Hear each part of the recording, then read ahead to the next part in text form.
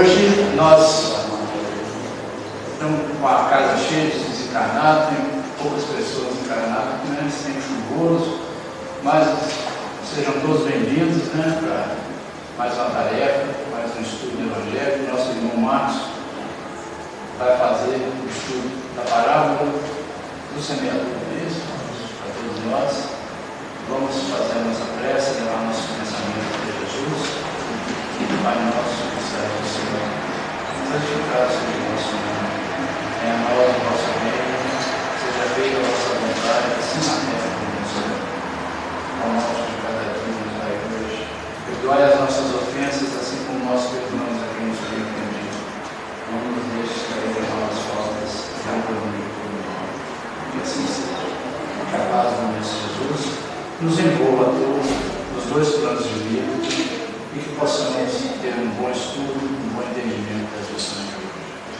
Marcos, por favor. Obrigado. Boa noite a todos. Boa noite. Meu nome é Marcos e hoje eu vim trazer um estudo sobre a parábola do semeador. E eu queria convidar todo mundo a, junto comigo, construir um entendimento a respeito dessa parábola. Então, quem quiser fazer alguma pergunta, algum levantamento, tirar alguma dúvida, ou até acrescentar alguma coisa, sintam-se bem à vontade, tá? Para o estudo de hoje, eu quero trazer dois pontos novos, duas formas de se enxergar essa parábola. Como toda parábola do Cristo, ela é rica e vasta, né? Mas hoje eu vou limitar a dois pontos para nos ajudar a entender sobre os ensinamentos do Cristo e, o principal de tudo, nos ajudar a compreender como aplicar isso na nossa vida, né? Para sair do campo das ideias e se tornar ação no nosso dia a dia, né? Tecnicamente falando, a parábola do semeador a gente vai encontrar em três momentos no Novo Testamento. A gente vai encontrar no livro de Marcos, no capítulo 4, versículo de 1 a 20. No livro de Mateus, capítulo 3, versículo de 1 a 9, e no livro de Lucas, no capítulo 8, versículos de 4 a 8. A mesma parábola, nesses três trechos, elas vão ter alguns elementos um pouquinho diferentes um do outro, mas em si é o mesmo conto, né? A mesma parábola, o mesmo ensinamento. Isso é o que a gente chama no estudo bíblico de evento sinódico, ou seja, ele foi narrado por mais de um dos escrituários, né? No caso, Mateus, Marcos e Lucas, né? Só os evangelistas, só João não cita essa parábola. E hoje, especificamente, eu vou usar a parábola de Marcos, só para facilitar a nossa leitura, o nosso entendimento. Mas lembrando que as outras duas é alguma coisa muito próxima, tá? Mas antes disso, eu quero trazer um outro ensinamento também milenar, chamado a Caverna de Platão. Quem aqui já ouviu falar da Caverna de Platão? Bom, Platão foi um filósofo grego, né? E num dos seus livros, no livro mais famoso dele, chamado A República, um dos capítulos ele narra uma história fantasiosa chamada de caverna, né? E, ao longo das eras, ficou famosa como a Caverna de Platão. Como que funcionava a caverna, de acordo com a narrativa de Platão? Existia um lugar, uma caverna bem escura, em que existiam pessoas acorrentadas a essa caverna. Eles nasceram dentro da caverna, viveram toda a vida presos lá. Portanto, tudo que eles entendem como vida, como liberdade, como sentimentos, todo mundo que eles acham que existe é aquele mundo que eles estão presos. Tudo aquilo que eles viveram ali presos, para eles é tudo que existe. Existem pessoas lá de fora da caverna, chamadas os anos da caverna, que elas têm interesse em manter aquelas pessoas presas lá dentro, limitadas lá dentro. E para que essas pessoas não se rebelem, ou não desconfiem, ou que não desperte nelas uma curiosidade maior, o que eles fazem? Eles deixam uma fogueira acesa às costas daqueles homens acorrentados, tá? Então, Platão narra como se fosse uma parede uma parede baixa, e que esses homens ficam acorrentados, de forma que eles podem ficar sentados, deitados ou em pé, mas sempre acorrentados e sem conseguir enxergar o que existe atrás deles. Né? E atrás deles existe uma fogueira, por onde eles veem passar várias outras pessoas.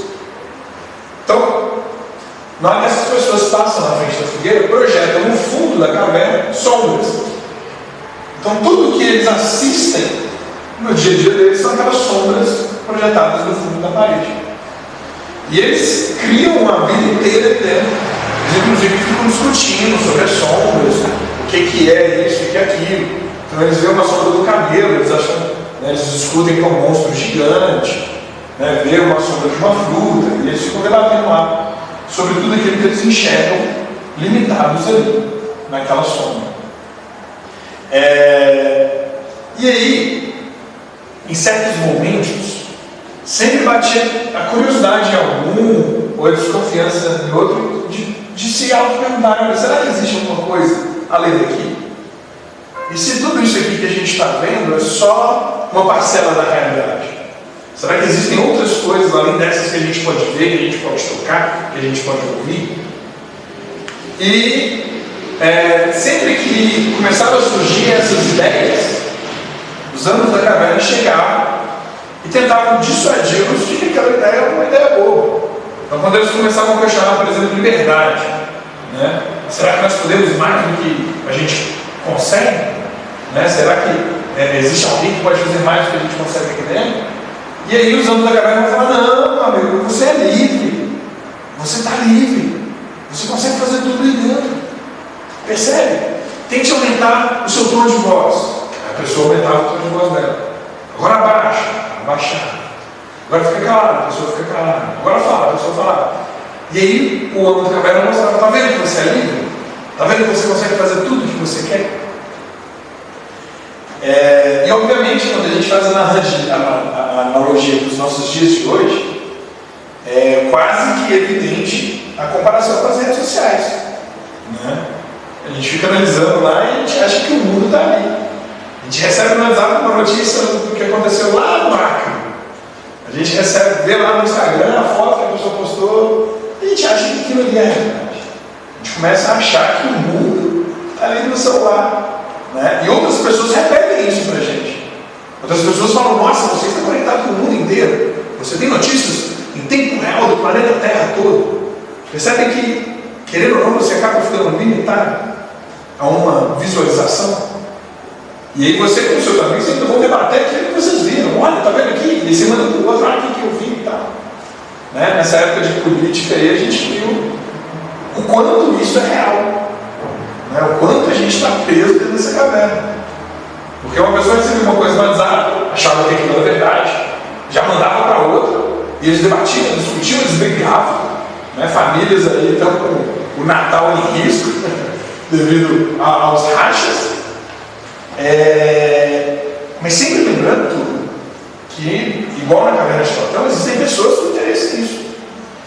Existem pessoas ganhando para que a gente saia um pouco. E é legal a gente pensar na caverna de Platão, porque espíritas como nós somos, a gente entende que, além do que eu posso ver, sentir e tocar, a realidade é muito maior, mas muito maior. Ela é tão grande que a nossa compreensão humana, muitas das vezes, não consegue abarcar. Muita realidade que existe além dos nossos sentidos, a gente sequer pode ficar sabendo, porque a gente ainda não tem condição intelectual para entender aquela verdade.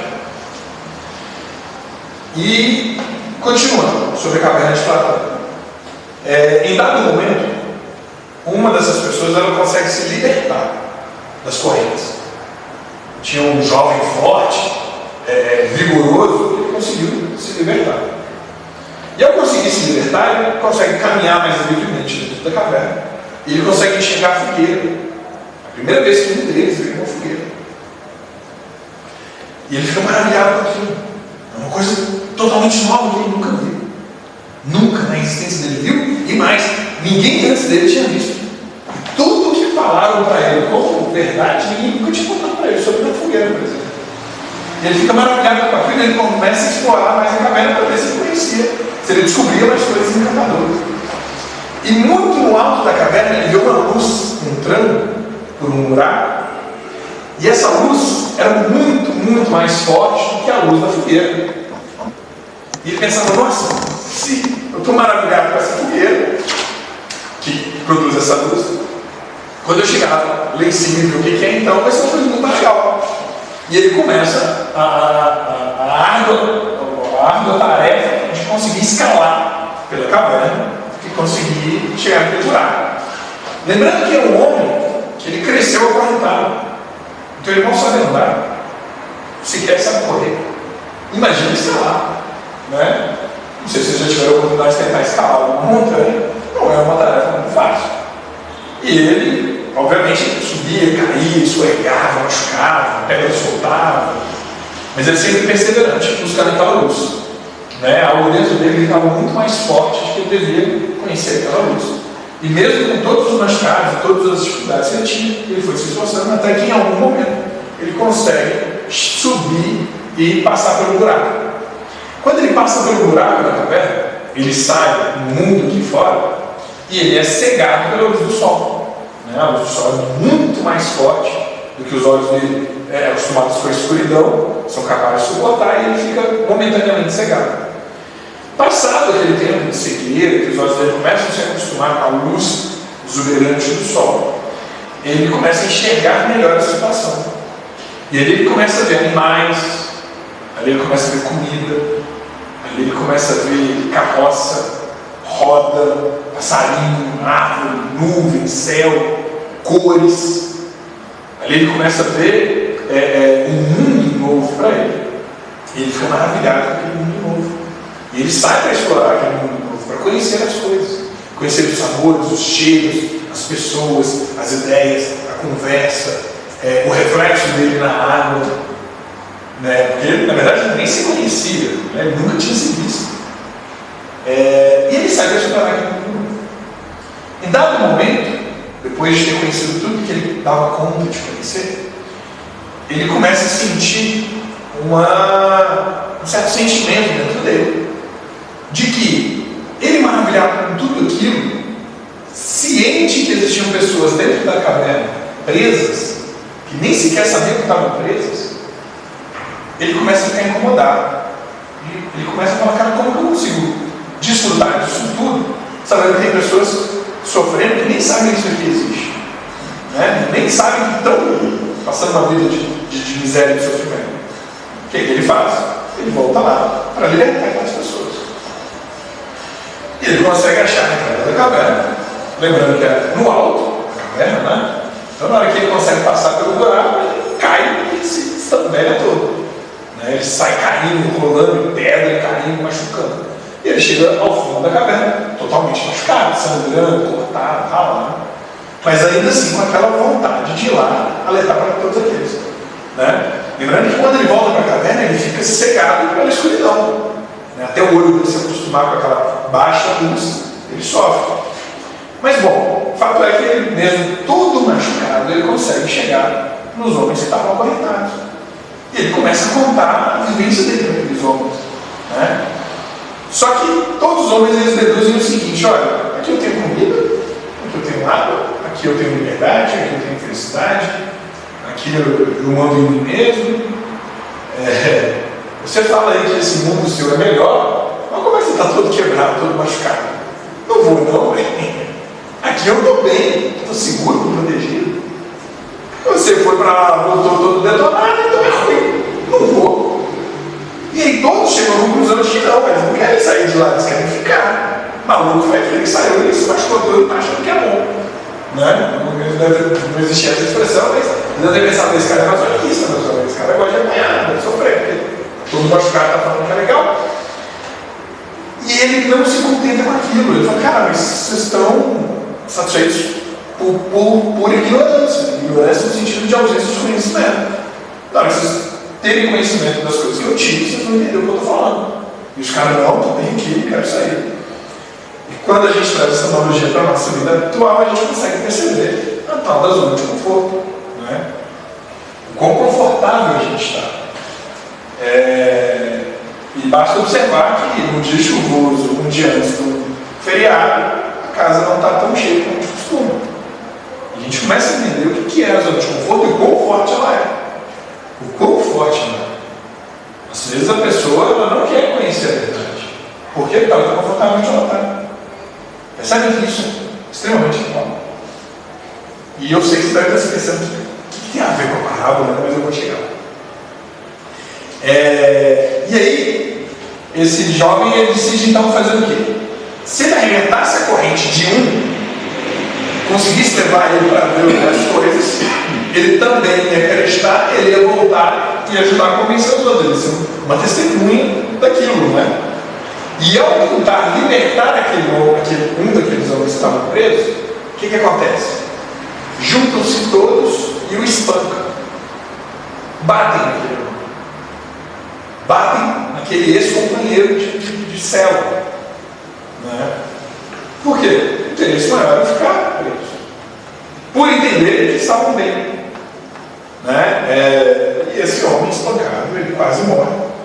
E agora, acelerando um pouco, porque é a parte menos importante para o nosso propósito de hoje, por fim, ele consegue convencer um que também estava meio desconfiado, que existia mais coisa, ele consegue libertar aquele lá e vai os dois para fora da caverna, esse outro também vê tudo que ele vê, aí voltam os dois e vão fazendo esse elo. Né? E Platão vai dizer que esse é o elo do conhecimento. Né? Uma pessoa com grande conhecimento, ela desce um degrauzinho para ensinar uma outra que está quase lá, também desce um degrauzinho para ensinar uma outra, etc. E vai assim, cascateando o elo do conhecimento. E só a título de curiosidade, Platão, no livro A República, né, que é o livro fundador quando a gente mora na República Federativa, né, é um livro fundador de toda a forma de viver no mundo ocidental, ele diz que esse homem que saiu, conheceu, que não precisava voltar, mas voltou para ajudar, voltou com boas intenções, esse é o verdadeiro político, segundo Platão.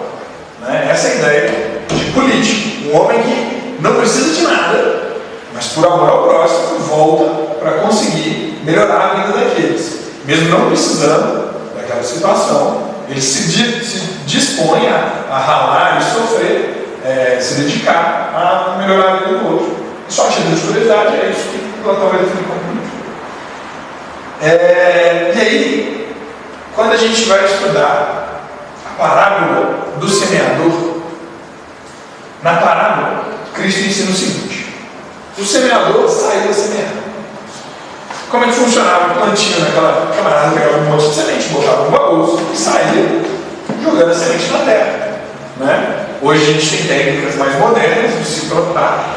Né? Se a gente for em casa mesmo, a gente vai separar uma terra especial, cavar um buraco, jogar um adubo, né? Regar, etc. Mas na época não era bem assim que funcionava a agricultura. E como é que funcionava? O camarada pegava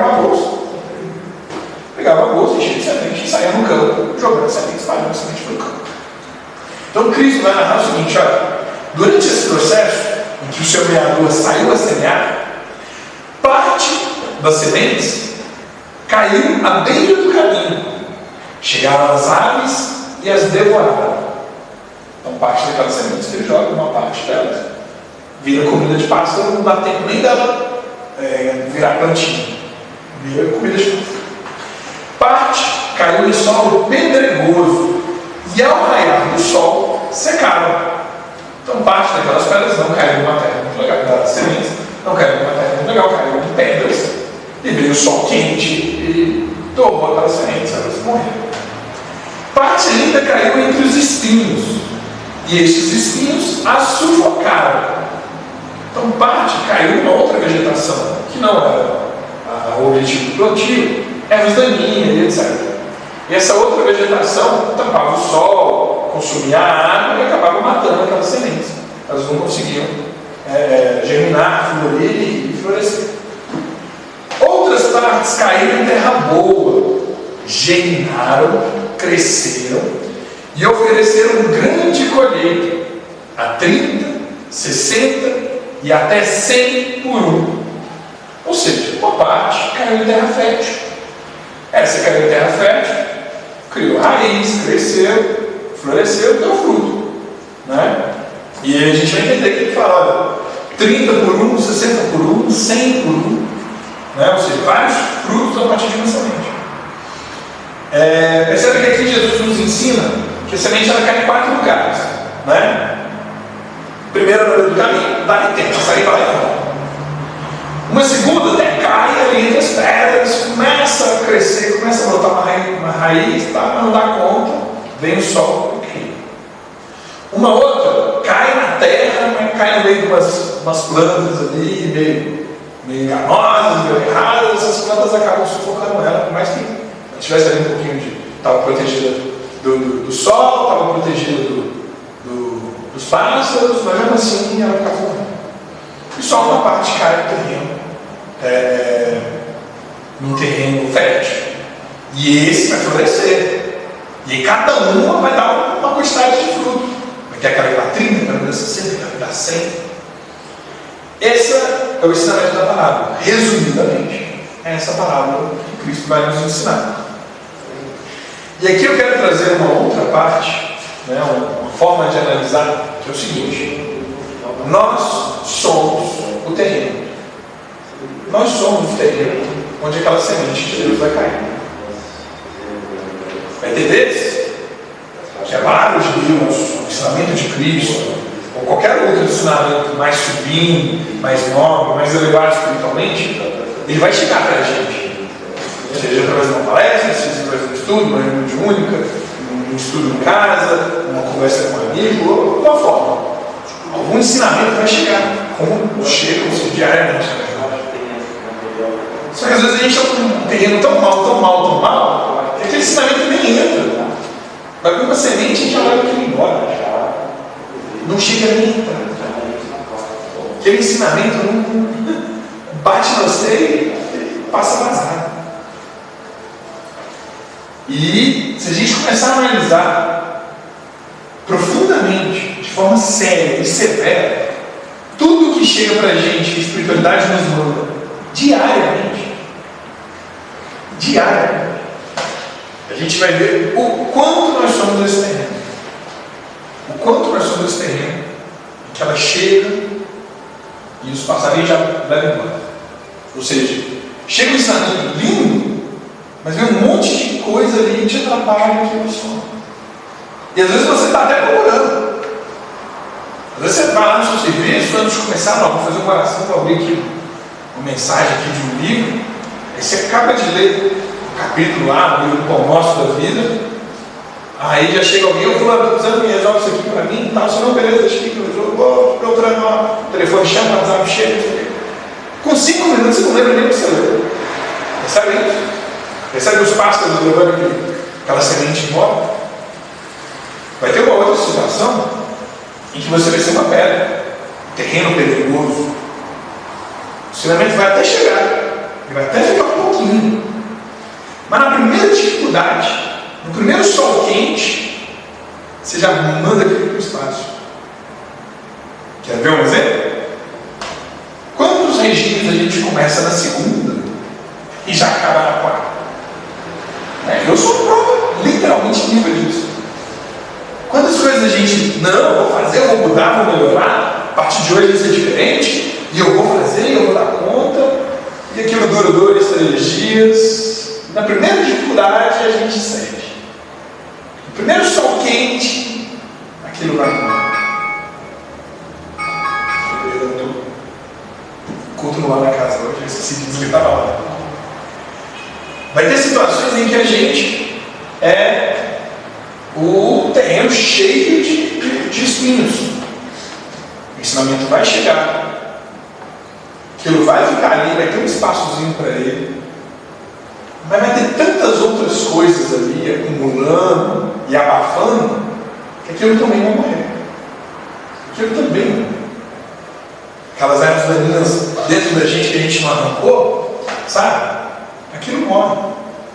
Chega no final do ano, ou agora, no dezembro, Natal, vai ter um monte de base sobre perdão, um monte de filmes sobre perdão, a gente vai ficar horas e horas falando sobre perdão, mas aí, na hora que aquele perdão começa a chegar perto do seu coração ali, onde está aquele rancorzinho, aquela mágoa abafa tudo ensinamento que a gente tem sobre perdão. Por quê? Porque a gente não arrancou a toalha. Percebe? Agora, óbvio que também vai ter um momento que o ensinamento vai chegar. E a gente vai ser o terreno fértil. A gente vai estar super pronto para aquele ensinamento. E quando ele chegar, nós vamos, aquilo vai mudar a nossa vida. Aquilo vai mudar a nossa vida. E dentro de uma casa espírita, o que não falta é casos assim. O camarada estava numa situação, um fulano falou uma coisinha para ele, aconteceu X ou Y, e aquilo mudou a vida dele completamente. Percebem que isso também acontece com a gente? Quantas coisas não mudaram a nossa vida depois que a gente permitiu que entrasse? Quantas sementes foram plantadas, que floresceram, que nós somos pessoas muito diferentes graças àquela semente? Qual que é o convite aqui? Óbvio que a gente se transformar o máximo possível em terreno fértil. O máximo possível. O máximo que a gente deve contar nessa encarnação. E percebem que isso, junto com a caverna de Platão, a gente começa a entender que a mudança precisa. E que muitas vezes a gente nem quer essa mudança. Às vezes a gente não está preparado. Às vezes o chamado bate, o chamado vem. A espiritualidade manda um aviso, aí manda um aviso de um sonho, aí você ignora. Manda uma sensação, você ignora. Manda uma intuição, você ignora. Aí manda uma fotografia, aí você ignora. Aí vem um amigo seu, você escuta na boca de uma pessoa que você confia, e mesmo assim você ainda fica. A espiritualidade vai falando com a gente o tempo todo. E aí chega uma hora que é preciso dar dor. Chega uma hora que a gente precisa aprender através da dor. E aí a gente sofre. Muitas vezes a gente aprende através da dor. Muitas vezes. Mas é o limite. A espiritualidade já falou com a gente tão de vezes antes. A gente que não quer mudar, a gente que não quer essa informação nova. Né? A gente que é o acorrentado lá, que chega informação nova, fala, aí não. Faz o seguinte, volta a segunda. Estou bem aqui. Né? E isso é um perigo, porque isso a gente acaba se tornando um daqueles outros 3 terrenos em que não se é florescido. E aí Sócrates vai dizer uma frase muito legal que ele diz o seguinte, Pitágoras também repete isso: não se pode dar a luz a uma mulher que não está grávida. Se você não está pronto, se você não está se preparando, se você não está de prontidão, se você não está se colocando à disposição, fica difícil florescer alguma coisa ali. A gente fica pedindo mudança para Deus todo dia. Todo dia a gente faz uma oração, pede Deus me abençoa, Deus muda, Deus faz isso, Deus faz aquilo. Mas aqui dentro nós estamos prontos. Pronto pelo menos no sentido de estar aberto, de estar disposto. Porque a mudança é necessária, e ela é dura, ela é difícil. A semente ela vai ter uma dificuldade para florescer. Imagina que ela tem que ficar sozinha, num lugar abafado, quente, sem luz, sem perspectiva de nada garantido. Entende? Mesmo assim, ela tem que dar o máximo dela para ela conseguir romper aquele lugar, crescer, sair lá para fora, para depois vir lagarto comer folha, vir um monte de bicho, e até continuar crescendo, continuar dando o melhor dela, para depois dar fruto. Um fruto pelo qual ela mesma não vai comer. Entende isso? Olha como é a natureza dela. Olha como Deus ensina para a gente através da natureza. Às vezes a árvore ela não vai consumir o próprio fruto. E a gente fica chorando, reconhecendo as coisas que a gente faz. Percebe isso? A gente tem que se doar ao próximo de coração, com esforço máximo, com dedicação máxima, com todos os recursos, e sem esperar nada em troca. Você quer um aprendizado maior sobre caridade do que uma árvore dando fruto. Não à toa Jesus usa esse ensinamento de parábola. E aqui, obviamente, eu trouxe uma fórmula matemática em que N é igual a qualquer coisa. E qualquer coisa vezes zero é sempre igual a zero. Ou seja, quando você for com um terreno infértil, eu posso chegar com um caminhão de semente em você, velho, você vai continuar igual. Nada vai te levar. Por quê? Porque dentro de você está zero. Qualquer coisa de zero a zero. Pode vir Jesus aqui, nós vamos dar um jeito de crucificar ele de fogo. Percebe isso? Porque muitas vezes dentro da gente a gente não está se preparando. Não é só estar pronto, não, eu estou perfeito, eu estou ótimo, pode vir. Não. Às vezes só você se colocar à disposição, se dá a abertura, a transformação começa. E óbvio, quando a gente começa a estudar tudo que a espiritualidade tem para nos ensinar, a gente percebe que toda mudança é gradual, assim como na natureza. A semente não vira a árvore da fruta de uma noite. E a gente quer virar Chico Xavier assim. Não, galera, é gradual. Até mesmo o Chico foi gradual. Analisa a vida dele, você vê como ele começou, tanto que ele teve que ralar para chegar onde chegou. Você quer virar o Chico? Fácil, faz o que ele fez. E é tão fácil que ele já fez, já mostrou que não dá certo e que está errado, se você seguir. Você nem precisa descobrir. Não sabe isso. E a gente fica chateado, falando, não, mas se eu também tivesse firmando do meu lado, vai ser errado. Não, brother. Vamos calma, vamos gradualmente. E aí, por falar do meu irmão, não podia, obviamente, deixar de trazê-lo, né? E ele diz o seguinte: a semente santificante virá sempre, entre as mais variadas circunstâncias. E eu quero uma pausa para a gente conseguir entender legal isso que ele quer dizer. A semente santificante virá sempre. Quando o Espírito da capacidade de ensinamento do Emmanuel dá uma noção de quantidade para a gente, normalmente é muita coisa. Então, quando o Emmanuel da vida, o Gabriel, ele fala assim, muito, várias vezes, as mais das vezes, na maioria das vezes, pode saber que é de muita coisa que nós estamos falando.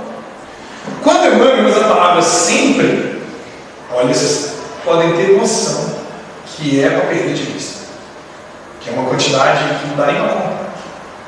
Então, quando ele fala a semente santificante virá sempre, ele está falando de um Deus providencial. Ele está falando de um Deus que não te deixa sozinho em momento nenhum da sua vida. Eu não sei quais dificuldades vocês podem estar passando. Eu imagino que sejam dificuldades severas. Não estou aqui fazendo desfeita nem nada. Mas uma certeza eu consigo te afirmar que sozinho você não está. Em nenhum momento. Deus sempre dando o jeito dele de mandar uma semente. E não é qualquer semente, uma semente santificante. Ela sempre virá.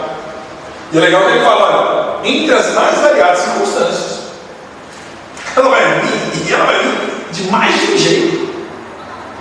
Veio num sussurro, você não ouviu. Veio num grito, você não ouviu. Veio numa faixa, você não ouviu. Veio num carro de som, você não ouviu. Vai dar um jeito de chegar a você. Nem que seja com alguém gritando. Nem que necessário seja apelar para a dor. Porque normalmente a dor a gente não ignora, não, né? Está doendo, a gente opa. O grande barato é a gente começar a entender que essa dor é a espiritualidade ensinando alguma coisa. Turma, só uma lembra. Toda dor, ela ensina. Seu corpo ele é feito para sentir dor, para você aprender. Você mete a mão no espinho, dói, você fala, aqui eu posso ficar com a mão. Correto? Quem aqui tem filho pequeno?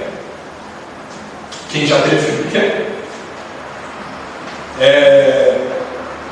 Vocês devem, assim como eu, ter vivido a experiência de ensinar uma coisa e a pessoa fazer o contrário. Né? Vocês já viveram isso. Nós vamos pegar um exemplo de um filho pequeno, tá? Como é que a gente, um pai, uma mãe, super carinhoso, vai ensinar para uma criança o que é certo e o que é errado? Né? Você vai ensinar que a criança não pode pôr o dedo na tomada. Não adianta você explicar para ela cientificamente por que a tomada vai ser ruim no corpo dela. Né? Corrente alternada, contínua, aquele negócio todo, voltar, não adianta. Você quer que você vai falar para criança? Não é seguinte, ó, não pode pôr o dedo ali, vai fazer dodói, vai te machucar. Combinado? Combinado. Só que aí na hora que você despista, a criança te ignora e vai lá voltar para ti. Aí o que você tem que fazer? Você tem que ser um pouquinho mais enérgico. Né? Vai pegar a criança e falar, olha, não te falei que não pode. Te falei que não pode, você está me desobedecendo, tem que pôr você de castigo. Não desobedece. O dedo ali você vai machucar. É ruim para você. Eu não quero que você machuque.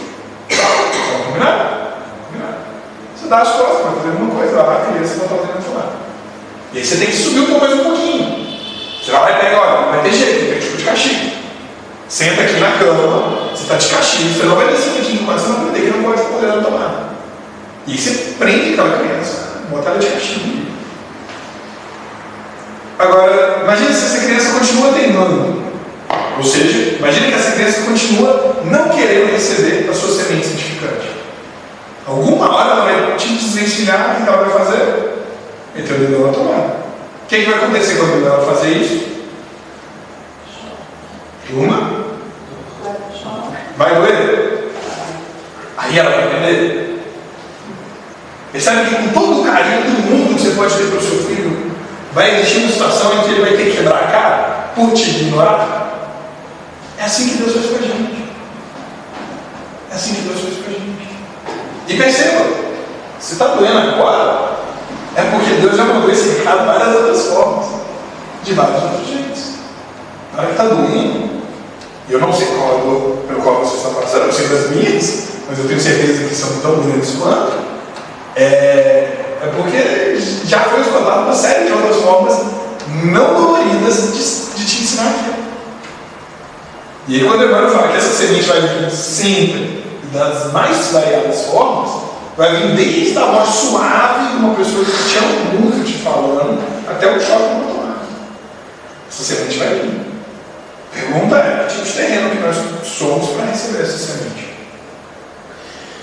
E aí, uma última pergunta a respeito de nós enquanto terreno: quantos frutos podem dar uma semente? Quantos frutos? Imagina que eu plantei lá uma semente de maçã. Aí cresceu uma árvore de maçã, que eu esqueci o nome, inclusive. Qual? Macieira, obrigado. Deu uma macieira. Quantas maçãs vão dar aquela macieira? Ou seja, é difícil de contar, não é? Percebe que nós estamos falando de frutos a perder de vista também. Então, quantos frutos nós, como sementes, nós, como terrenos, nós, como pessoas que receberam essa semente santificante, podemos gerar? Quantos frutos? Incontáveis. Incontáveis. Se a gente fala de livro que o Chico escreveu, 414, 450, primeira forma que você compra, de livro, quantas pessoas esse cara ajudou? Incontáveis. Sério? E a lista é grande, Paulo, etc. Poderia ficar aqui também falando. Né? Os livros do Mirandês são quantos? Só de filosofia espírita? 20. Da mediúnica, mais 20. Nem sei quantos. Quanto é? Uns 20 também. Não vai. Percebe? Quantos frutos esse cara não está gerando? Quantos frutos as reuniões mediúnicas aqui não geram? Quantos frutos as reuniões públicas aqui não geram? Quantos frutos os passistas aqui não geram? Percebem isso? E o principal, quantos frutos a evangelização infantil aqui não gera? A gente pode estar cuidando de uma criança hoje na evangelização infantil, que amanhã vai descobrir quando câncer. Que amanhã vai arrumar uma forma para acabar com a fome no mundo. Essa criança pode estar passando para a gente agora. Percebe a importância da gente ser esse terreno fértil? Da gente fazer florescer a nossa vida? Da gente fazer todos os nossos recursos, toda a nossa força para gerar sombra, para gerar casa, no caso dos passarinhos, por exemplo, para gerar fruto, para matar fome. Percebe isso? E aí, eu queria trazer nessa terceira parte do nosso estudo de hoje uma outra posição. Nós, como os semeadores, nós, como agente de mudança na vida dos outros, nós, como intermédio entre a semente santificante de Deus e um terreno que está esperando pela semente, nós, como a ponte que vai levar a pessoa de uma vida ruim para uma vida boa, seja uma vida encarnada, seja uma vida espiritual. Comece a se analisar vocês como os semeadores, vocês como agentes de mudança, vocês como pessoas que vão transformar a vida de outras pessoas.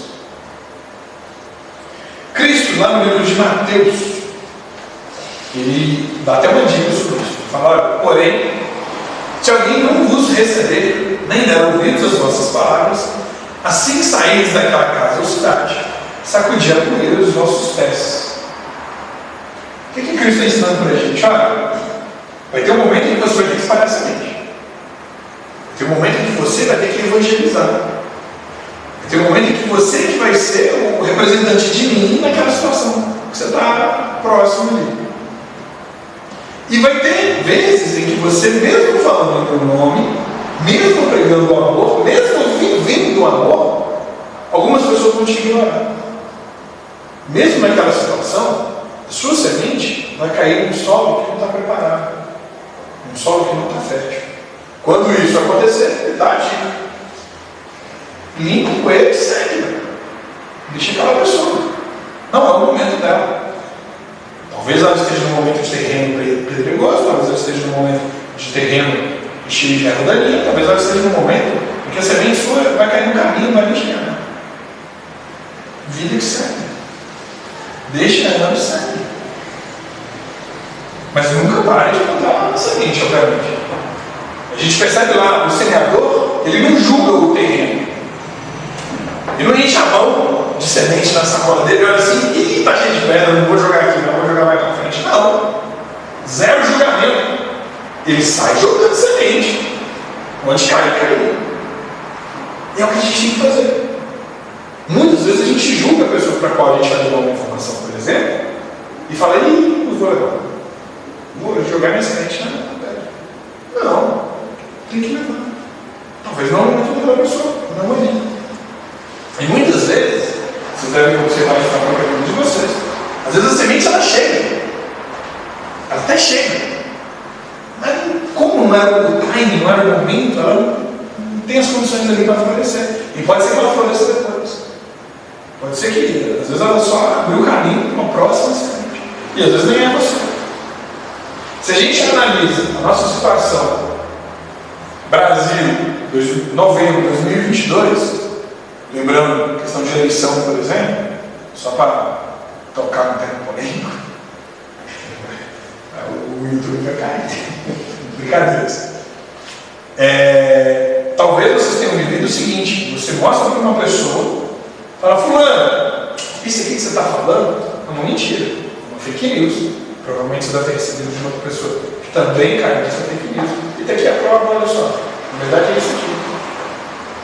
E quantas dessas pessoas, se vocês chegarem a fazer esse tipo de exercício, ignoraram, ou te rechaçaram, ou te rotularam como A ou B?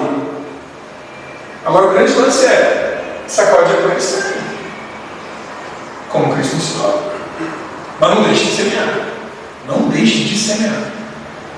Você tentou levar uma informação construtiva, informativa, transformadora, e a pessoa ignorou aquele momento. Ela é um terreno de beira de caminho.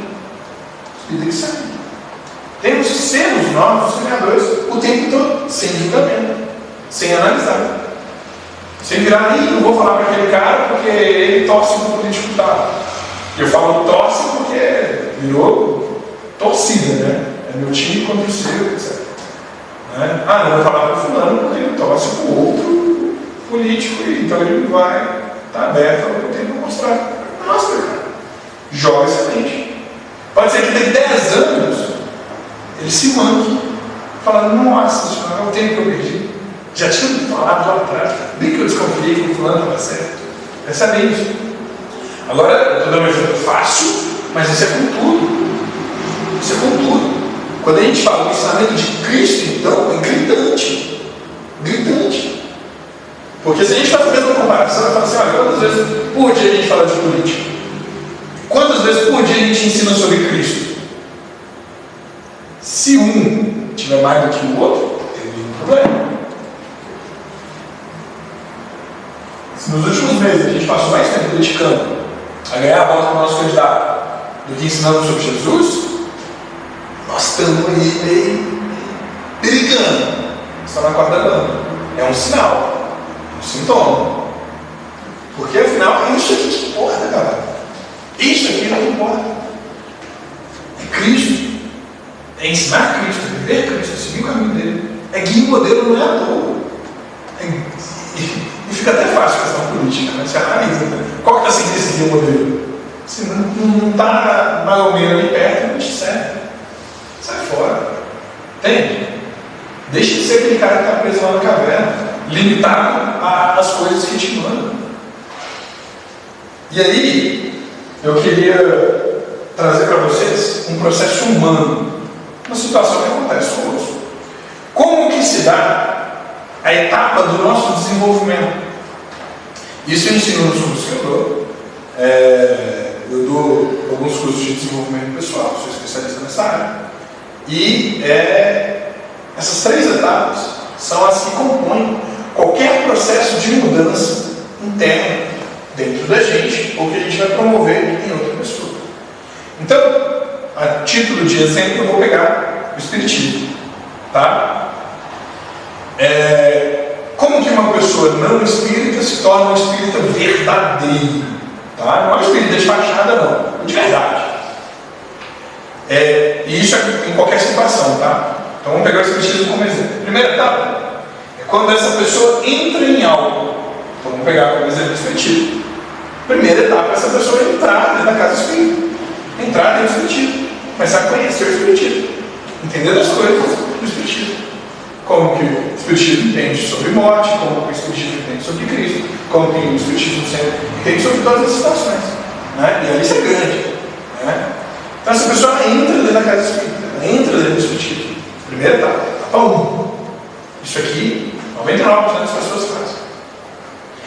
Etapa 2 é quando aquilo entra em você. Então, não basta vir aqui para a casa espírita e sentar aqui na cadeira. Se eu realmente quero me tornar um espírita, eu preciso passar pela etapa 2, que é o Espiritismo entrar em mim. Agora eu começo a compreender o Espiritismo. Aquilo começa a fazer parte do meu dia a dia. Aquilo começa a entrar dentro de mim. Eu estou falando de Espiritismo, mas é tudo, tá? Mas a gente vai fazer uma faculdade de engenharia, é a mesma coisa. O primeiro passo é entrar na faculdade. O segundo passo é engenharia entrar dentro de você. E aí tem o terceiro passo, que infelizmente poucas pessoas alcançam. Que é quando aquilo sai de você. Quando aquele ensinamento floresce e começa a dar fruto. Quando aquilo é externado por você. Então quem que é o verdadeiro espírita? No nosso exemplo. É aquele que o espiritismo sai dele. As atitudes dele estão alinhadas com aquilo que o espiritismo entende como ideal. É quando o espiritismo sai daquela pessoa. Entende? Se você tem um espírito que faz umas coisas que é espírito e outras que não é, você já sacou que não é um verdadeiro espírito. Pode ser aquele espírito, né, o não praticante, né, cara? É uma expressão horrível, mas chega a ser engraçado. E isso é com tudo. Entende? Quando aquilo sai dentro de você. Eu entro num relacionamento, como casal eu sou, né? Decido casar, não entrei num relacionamento. Quando aquele relacionamento entra dentro de mim, olha, agora eu não posso fazer tudo aquilo que eu fazia antes, porque agora eu sou mais solteiro. Né? Eu tenho um compromisso com uma pessoa, eu preciso honrar esse compromisso. Aquele compromisso está dentro de mim.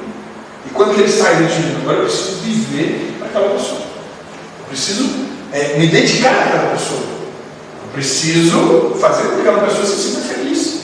Que vale a pena para aquela pessoa permanecer no nosso contrato. Isso é quando sai de você. Entende?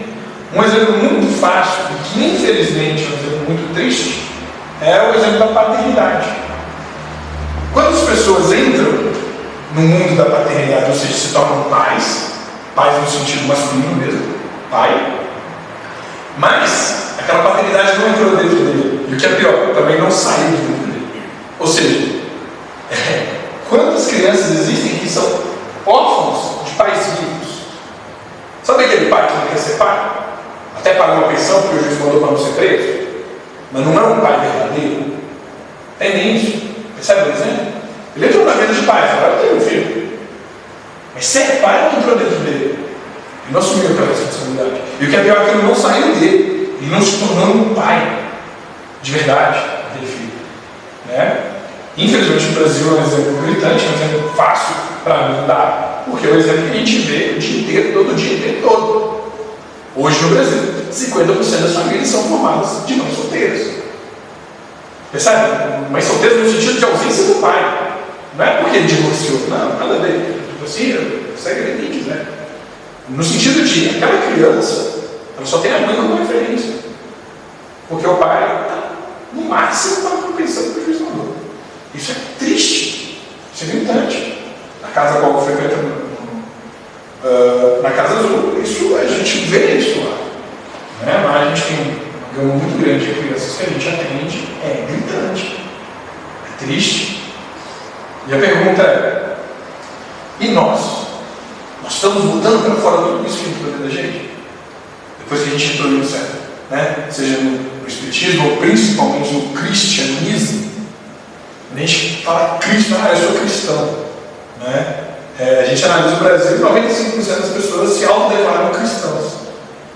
Só que você analisa o número de roubo, o número de assassino, o número de estupro, você vê que bate. Fala, cara, se 95% é cristão, era para estar só 5% aprontando. E não é.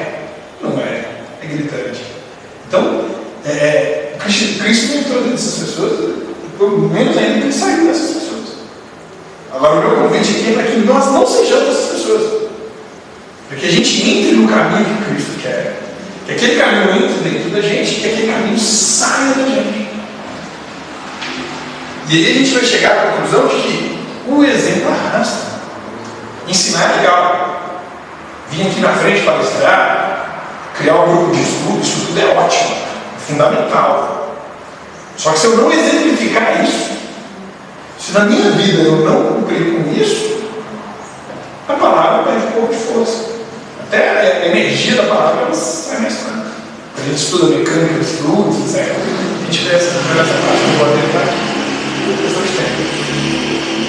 Mas eu preciso viver aquilo que eu acredito. Eu preciso estar em linha com aquilo que eu realmente acredito. Senão, é a hipocrisia de mim comigo mesmo. É um exemplo arrasta. E quando a gente fala do exemplo de cristão, por exemplo, de quem segue Cristo, é gritante. Porque ele vai arrastar pessoas ao seu redor, elas vão se movimentar a partir do seu exemplo. A partir do seu exemplo. E quer ver? Observe quantas pessoas te ensinaram uma coisa na sua vida e fizeram o contrário.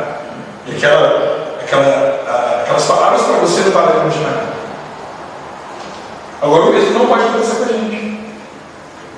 Você precisa dar exemplo daquilo que você fala.